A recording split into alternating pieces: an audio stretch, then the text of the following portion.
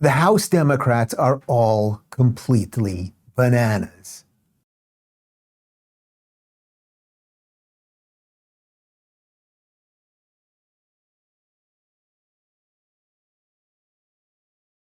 In now a famous incident, Congressman Jamaal Bowman of New York pulled the fire alarm.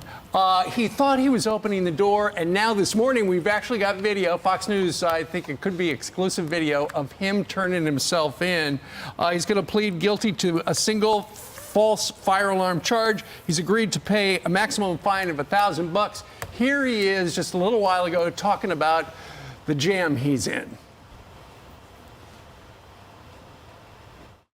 As I said from the beginning, I was not trying to disrupt any, official government proceedings. So I'm glad, the investigation found that was the case.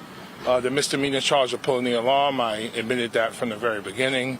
So, gotta take responsibility for it.